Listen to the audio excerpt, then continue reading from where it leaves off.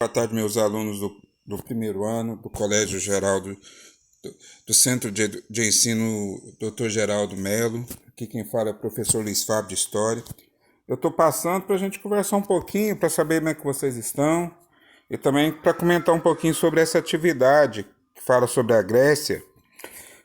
Hoje eu vou mandar só um áudiozinho, um videozinho comentando sobre a Grécia e sobre Alexandre o Grande. Desculpa às vezes o barulho externo, que aqui ainda tem uns bichos aqui na vizinhança que atrapalham. Mas vamos lá. A Grécia.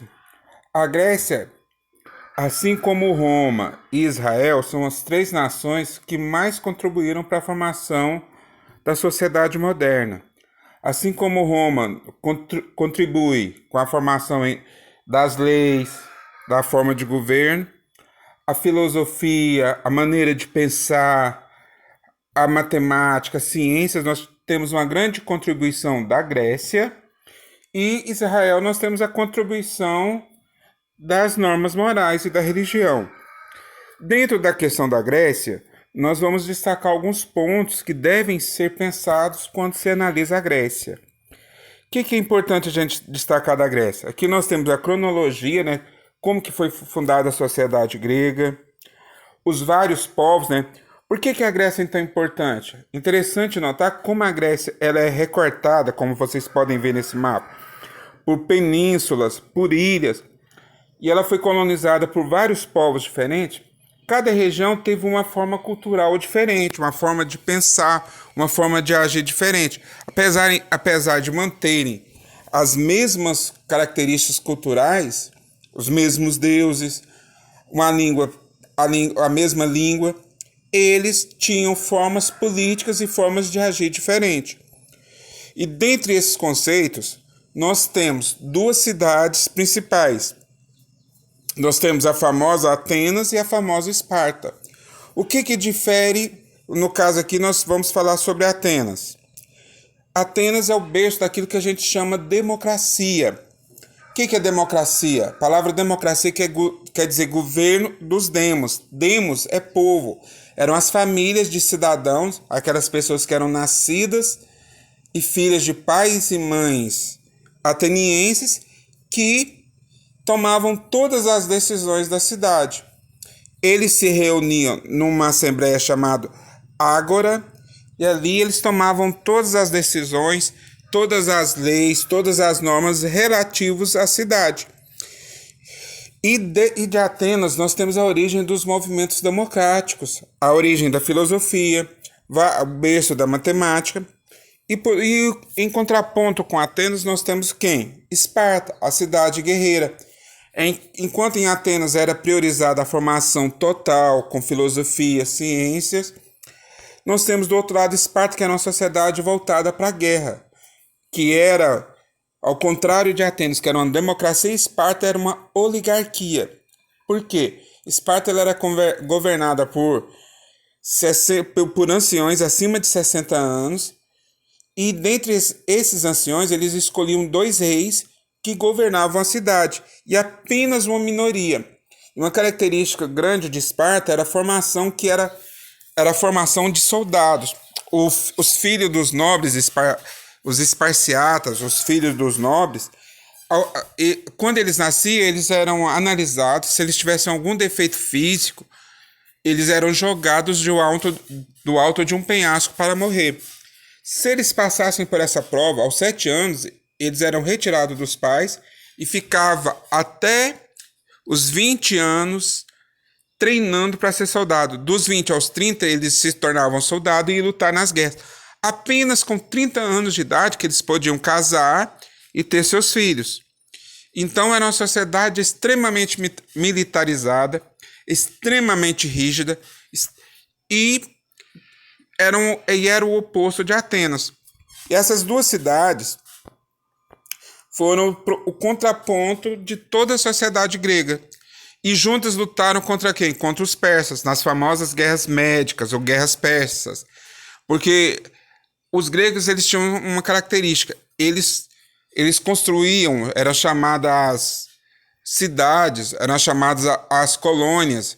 Eles construíam colônias fora da Grécia. Como a Grécia tinha muita montanha, era uma região muito seca e a agricultura muito ruim, os gregos eles mudavam para outras regiões, eles foram para a Itália, construíram várias cidades na Itália, inclusive várias cidades italianas que a gente conhece hoje foram fundadas pelos gregos, como Milão, como Veneza, como Nápoles, na Sicília. Eles foram para a região onde hoje é a Turquia, onde hoje é a Síria, fundaram várias cidades. Para quem é cristão, né, se você for pegar as cidades que falam ali no Novo Testamento, todas são cidades gregas. Os lugares que Paulo foi, né, as cartas de Paulo, são todas para cidades gregas da região onde hoje é a Turquia. Então, esse foi o povo. E outra coisa que eles deixaram de contribuição também. Eles pegaram toda a cultura dos povos da região e aperfeiçoaram. Os grandes pensadores, aqui nós temos as artes, as contribuições. O legado grego é um dos maiores legados que nós temos. Eles nos deixaram o teatro, eles nos deixaram a Olimpíada, filosofia, matemática, história, medicina. Todas as bases nossas culturais vieram dos gregos. Muitas das coisas que a ciência está redescobrindo agora, os gregos já descobriram. Por exemplo, os gregos descobriram que a Terra era redonda.